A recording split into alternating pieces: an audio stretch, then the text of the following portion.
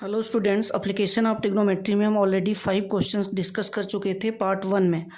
अब हम second part में कुछ और क्वेश्चन डिस्कस करेंगे। देखिए next question, a person walking 45 metre towards a tower in a horizontal line through its base observes that angle of elevation of the top of the tower change from 45 degree to 60 degree. Find the height of the tower. तो ये देखिए person जो है यहाँ पे है D point पे, करा person walking 45 metre towards a tower. ये जो है ये देखिए टावर है आपका A B, person D point पे है, ये टावर की तरफ आ रहा है। 45 मीटर डिस्टेंस कवर करने पे क्या हो रहा है, पहले इसका एंगल जो है 45 डिग्री था और अब जो है एंगल ऑफ एलिवेशन कितना बन जा रहा है 60 डिग्री। तो आपसे पूछा जा रहा है टावर की हाइट बताओ, मतलब आपसे पूछा जा रहा है एच क्या होगा। तो देखिए इसमें ट्रायंगल दो बन रहे हैं, right angle triangle A B C और दूसरा ट्रायंगल बन रहा है ए बी डी। तो ट्रायंगल ए बी सी में अगर मैं tan 60 लगाऊं तो tan 60 क्या होगा, परपेंडिकुलर अपॉन बेस। तो 60 डिग्री के लिए परपेंडिकुलर आपका h है और बेस है आपका x, तो ये आ गया h बाई एक्स। tan 60 की वैल्यू है tan 60 की वैल्यू है √3, तो √3 की वैल्यू क्या आ गई h by x, means h is equal to √3x। अब आप ट्रायंगल ए बी डी ले लो, तो ट्रायंगल ए बी डी में tan 45 क्या होगा, फिर परपेंडिकुलर अपॉन बेस, तो परपेंडिकुलर है h और बेस कितना होगा 45 प्लस एक्स, तो h upon 45 plus x is equal to tan 45। tan 45 की वैल्यू 1, क्रॉस मल्टीप्लाई अगर हम कर दें तो h की वैल्यू आ गई x प्लस 45। अब ये इक्वेशन नंबर 2 हो गई और ये है इक्वेशन नंबर 1। इक्वेशन नंबर 1 से h की वैल्यू इक्वेशन नंबर 2 में पुट कर दो, या इक्वेशन नंबर 2 में x की वैल्यू भी पुट कर सकते हैं। तो यहाँ पे मैंने x की वैल्यू पुट किया है, तो x की वैल्यू यहाँ से क्या होगी, यहाँ से x की वैल्यू होगी x is equal to h by √3। अब x की वैल्यू h बाई √3 पुट कर दो, तो h इज इक्वल टू क्या आ गया, h is equal to x plus 45 है, x की जगह हमने क्या पुट किया h बाई √3 प्लस 45। h अब कॉमन ले लो इन दोनों टर्म से, तो h कॉमन लेंगे तो क्या होगा, h बाई √3 को आप दूसरी साइड लाओगे लेफ्ट हैंड साइड में, तो यहाँ से h कॉमन हो गया तो 1 बच गया और ये वाली टर्म इधर जाएगी तो माइनस हो जाएगी, दैट तो ब्रैकेट में क्या आएगा -1 by √3 and this is equal to 45। अब एलसीएम लोगो तो क्या बनेगा, एलसीएम लेने पे बनेगा √3 - 1 अपॉन √3। तो h की वैल्यू अब क्या होगी, ये सारी टर्म्स आप दूसरी साइड लेके जाओ, तो ये हो गया 45 √3 अपॉन √3 - 1। अब अपॉन में √3 है डिनोमिनेटर में, तो इसको रेशनलाइज कर दीजिए, √3 + 1 से ऊपर नीचे मल्टीप्लाई कर दो, तो ऊपर आपका आ जाएगा 45 इंटू √3 को ब्रैकेट में मल्टीप्लाई करेंगे तो ये बनेगा 3 + √3, और अपॉन में देखिए a - b into a + b identity apply कर दो, तो a - b into a + b की आइडेंटिटी क्या होगी, a² - b²। तो a स्क्वायर मीन्स √3 का स्क्वायर 3 हो जाएगा और 1 का स्क्वायर 1, तो 3 - 1 क्या बनेगा 2। तो ये बन गया आपका 45 इंटू, अब यहाँ पे √3 की वैल्यू पुट कर दो, √3 की वैल्यू 1.73। ये देखिए इस ब्रैकेट को अगर मैं सॉल्व करूँ तो क्या लिखूंगा, 3 + 1.732, तो ये बन जाएगा 4.732।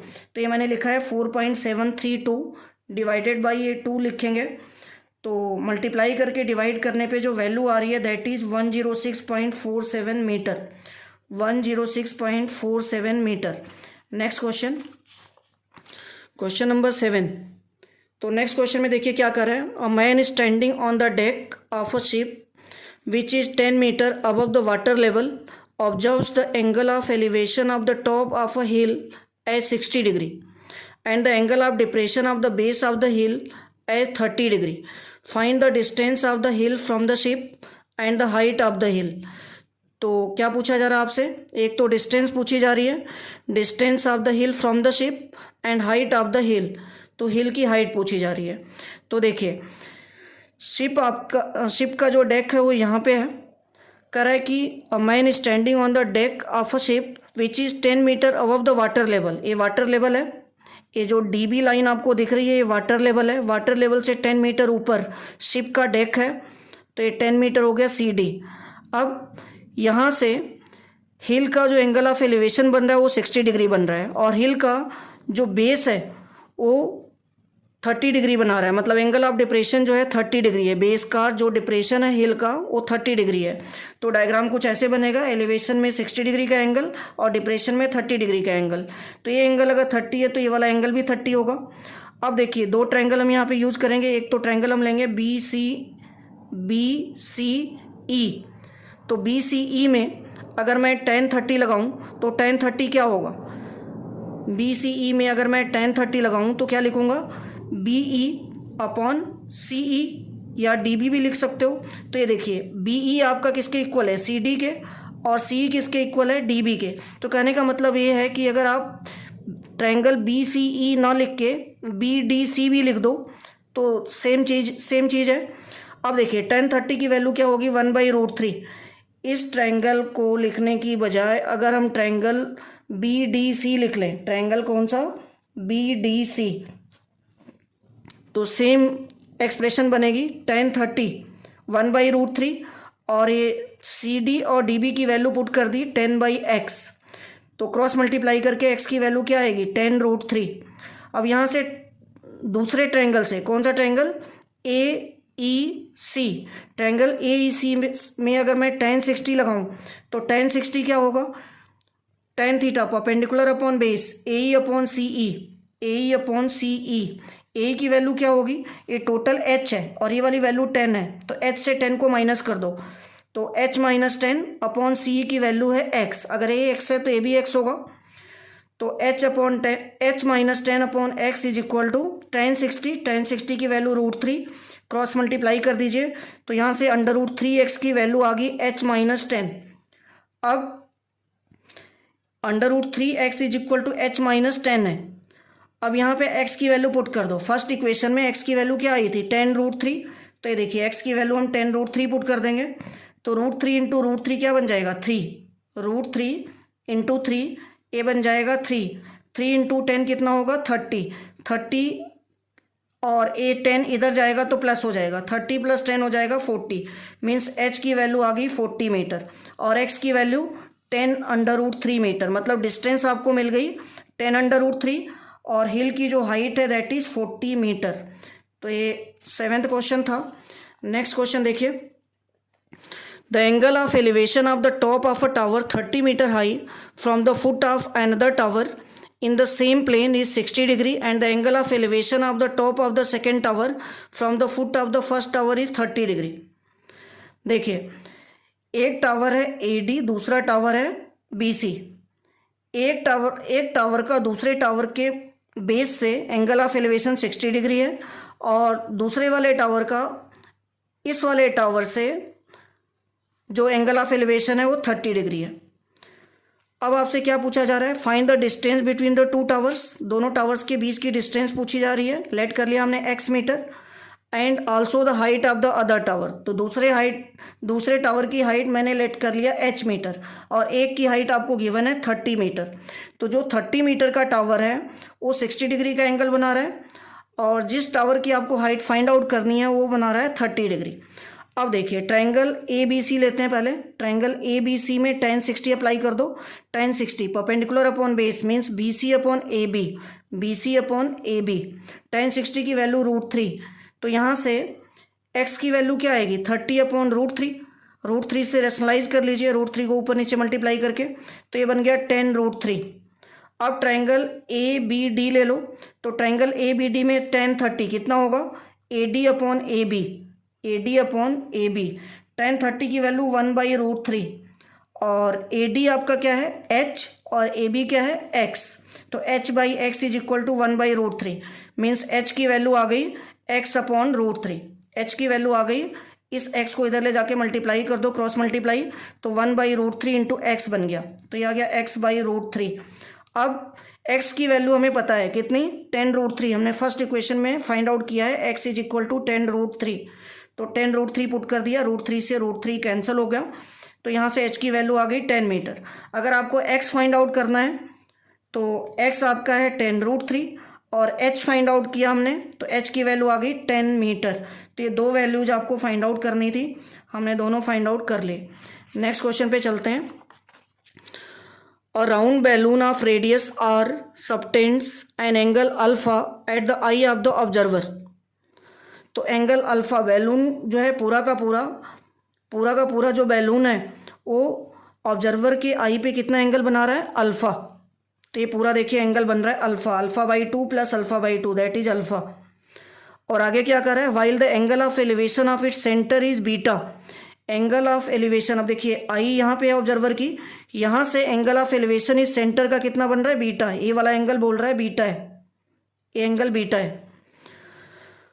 तो क्या बोल रहा है, prove that height of the centre of the balloon is R sine beta cosec alpha by 2। मतलब ये बैलून के सेंटर की जो हाइट होगी ओ सी, इसकी वैल्यू आपको फाइंड आउट करनी है, that is R sine beta cosec alpha by 2। ये हमें प्रूव करना है। तो देखिए अब मैं साइन बीटा फाइंड आउट कर रहा हूँ। साइन बीटा कौन से ट्रायंगल में, ट्रायंगल ए ओ सी में। ट्रायंगल ए ओ सी में अगर हम बात करें तो साइन बीटा क्या होगा, परपेंडिकुलर अपॉन हाइपोटेनस, तो O C upon O A. तो O C upon O A is equal to sine beta, means O C की वैल्यू आ गई ओ ए साइन बीटा। अब दूसरा राइट एंगल ट्रायंगल हमने लेना है। दूसरा राइट एंगल ट्रायंगल कौन सा, O A D. Triangle O A D, O A D में cosec alpha by 2, O A D में इस ट्रायंगल में कोसेक अल्फा बाई 2 अप्लाई करो। तो कोसेक थीटा क्या होता है, हाइपोटेनस अपॉन बेस। तो हाइपोटेनस क्या है, ओ ए, और बेस क्या है,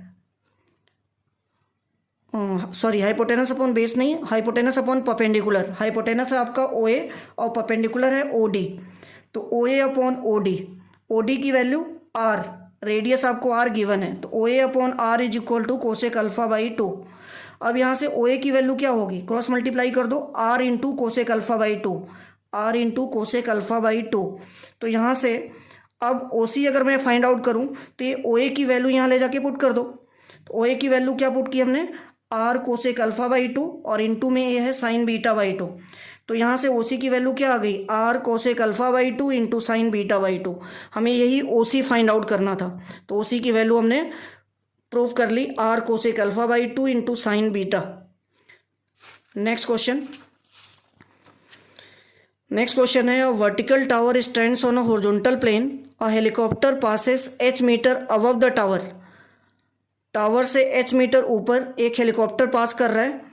at a point on the plane the angle of elevation of the tower is alpha. At a point on the plane the angle of elevation of the tower is alpha. ये देखिए alpha angle बन रहा है, and that of the helicopter is beta. और उसी point पे helicopter का जो एंगल बन रहा है, angle of elevation, that is beta. कह रहा है prove that height of the tower is h tan alpha upon tan beta minus tan alpha. तो देखिए यहाँ तक टावर है, ए से बी तक जो डिस्टेंस मैंने x लेट की है, और डी पॉइंट से बी पॉइंट तक की जो डिस्टेंस है y है। तो इस प्लेन पे कोई पॉइंट है डी, मतलब हॉरिजॉन्टल सरफेस है, हॉरिजॉन्टल सरफेस पे एक पॉइंट है डी। यहाँ से एंगल ऑफ एलिवेशन टावर का बन रहा है अल्फा और हेलीकॉप्टर का बन रहा है बीटा। टावर के टॉप से हेलीकॉप्टर की जो डिस्टेंस है वो है h। तो ये हो गया h, इधर मैंने लेट किया x, और ये वाली जो डिस्टेंस है y है। अब मैं ट्रायंगल ए बी डी में अप्लाई कर रहा हूँ tan अल्फा। तो tan अल्फा क्या होगा, perpendicular upon base, that is A B upon B D. तो ए बी की वैल्यू मैंने लेट की है x और बी डी की वैल्यू y। तो tan alpha is equal to आ गया x अपॉन y। अब ट्रायंगल सी बी डी में, इस बड़े ट्रायंगल में देखिए tan बीटा अगर मैं अप्लाई करूं तो फिर दोबारा परपेंडिकुलर अपॉन बेस, परपेंडिकुलर है आपका BC और बेस है DB। तो BC अपॉन DB, BC की वैल्यू क्या होगी, BC की वैल्यू AC प्लस AB।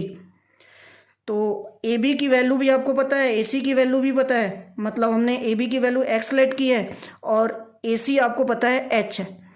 तो पुट कर दीजिए AB की वैल्यू x और AC की वैल्यू h और DB की वैल्यू क्या है y, पुट कर दिया। तो ये आ गया tan beta is equal to x plus h upon Y. ये दूसरी इक्वेशन बन गई। मैंने क्या किया, फर्स्ट इक्वेशन को सेकेंड इक्वेशन से डिवाइड कर दिया। तो ये फर्स्ट इक्वेशन में tan अल्फा है x अपॉन वाई, और सेकेंड इक्वेशन में tan बीटा है x plus h upon Y. अब ये y और y ये y और ये वाला y कैंसिल हो जाएगा, तो tan alpha upon tan beta की वैल्यू आ गई x upon X plus H. Cross multiply कर दीजिए, तो tan alpha into X plus tan alpha into H is equal to X tan beta. अब जहाँ पे आपको x दिख रहा है, जो टर्म्स x वाली हैं उनको एक तरफ करके x को कॉमन कर दो, तो x इसमें से कॉमन होगा तो क्या आएगा, tan alpha minus tan beta, क्योंकि ये वाली टर्म इधर जाएगी तो माइनस बन जाएगी। और ये वाली टर्म दूसरी साइड लेके आओ, ये वाली टर्म अगर दूसरी साइड आएगी तो क्या बनेगी, minus H tan alpha, minus H tan alpha. अब देखिए यहाँ से x की वैल्यू आप फाइंड आउट करोगे तो क्या आएगा, minus H tan alpha upon tan alpha minus tan beta. अगर मैं ऊपर और नीचे माइनस से मल्टीप्लाई कर दूं तो क्या बनेगा, H tan alpha upon tan beta minus tan alpha, tan beta minus tan alpha. और यही हमें प्रूव करना था, यही हमें टावर की हाइट प्रूव करनी थी, मतलब हमें फाइंड आउट करना था x। तो x इज इक्वल टू क्या आ गया, H tan alpha upon tan beta minus tan alpha. Thank you.